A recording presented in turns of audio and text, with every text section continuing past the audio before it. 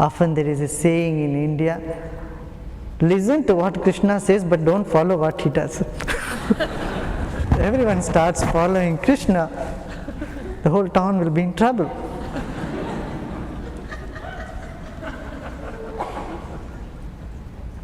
Another name for Krishna is Nanda. Nanda means joy. Ananda, bliss. Nanda, Ananda means bliss, joy. That is another name for Krishna. How this can happen? Only when you are hollow and empty. You know, what you have in your hand indicates what you are inside. This is what I'm saying.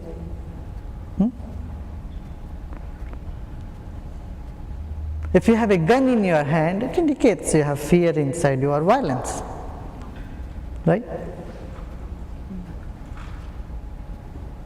If you have a flower inside in your hand, that indicates you are like a flower. And if you have a flute in your hand, that indicates you are like a flute, hollow and empty. So what you hold in your hand indicates what you are inside. Krishna has the flute in his hand, and his whole style of standing indicates his philosophies. One hand is firm on the ground, one leg is firm on the ground, the other leg just crosses and touches the ground. Just touching the ground like that.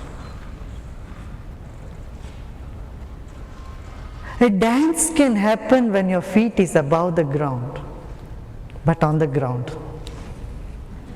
If your legs are buried in the mud, your life cannot be a dance.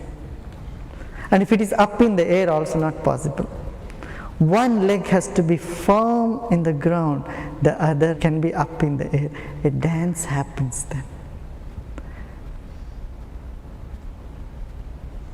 And joy is the dance of life. And the life of Krishna is such a dance. You cannot imagine Jesus dancing. You cannot imagine, forget, Buddha will not dance. He will just sit with a big smile, and eyes closed, sometimes half open, sometimes he will talk, sometimes he may not. But Krishna, you can imagine him in everywhere, anything possible. You cannot pinpoint Krishna as one thing. Somewhere he can ride a horse, be a charioteer, some other place he can be dancing, some other place he can be teaching, some other place he may be gossiping. Krishna is the symbol of all possibility, the total blossoming of all aspects of human or divine, whatever you call that. It's very difficult to really understand Krishna's personality. The rishis call him the full embodiment of the divine, the total. Because all that a human or man could be, a being could be, is all in Krishna. You can see him as the perfect friend. Once, one of his close aides tells Krishna, "Oh Krishna, I cannot understand you. I have been with you for past 50 years. And now you confuse me more and more every day. At one point I see you as such a courageous person who could alone fight war with so many people. At other times you are so afraid you go and hide yourself in the closet. With some people, when somebody came, a particular person came, one of his relatives, he just told, oh, tell him I am not there. He went, he hid himself in the room. Once he left his chariot, everything, and ran away from a war field. He was called Ranchod Rai. He got a name. He says, what is this? You're completely behaving eccentric.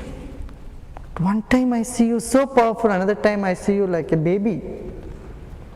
So scared.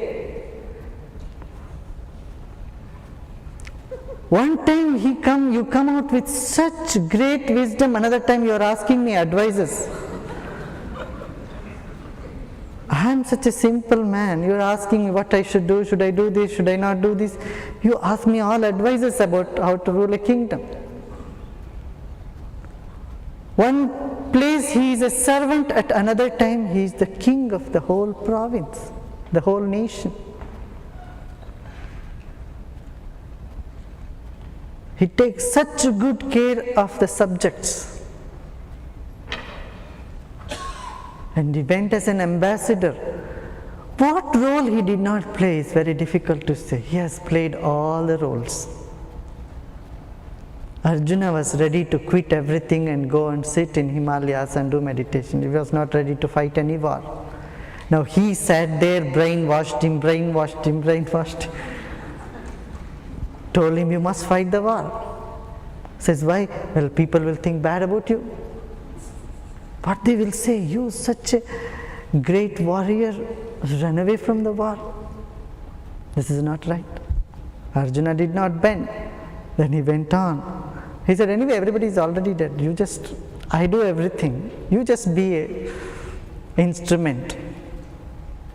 Do your job.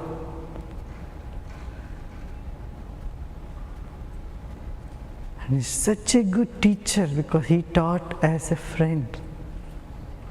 Said, Arjuna, you are my friend, so I am telling you, for your own good, you have to fight this war. In the battlefield, if someone could sustain that depth of awareness, clarity of mind, when everybody is in such chaos all around, and giving the highest knowledge to his friend, and taking his chariot through that, is something wonderful, something unimaginable. Every aspect of Krishna leaves you in awe.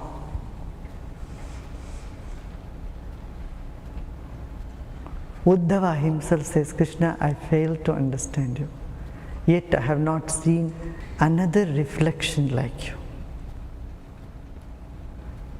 Krishna, the embodiment of total joy. There is a story about Mullah Nasruddin. You want to hear? Mullah Nasruddin was in the hospital. He had bandage all over the face. Except his eyes, every part of the body was bandaged. Every bone was broken. It was in a bad accident, car accident or something like that. So his friends went to visit him and asked Mullah, how are you doing? Mullah said, fine. It hurts only when I laugh. Said, it hurts only when I laugh. People, what? You said you can laugh at this condition. Mullah said, if I cannot laugh now, then I have never learned laughing in my life.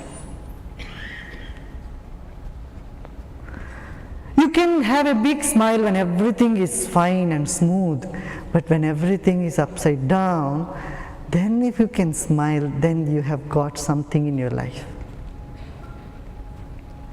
Then you have lived life, you have achieved something.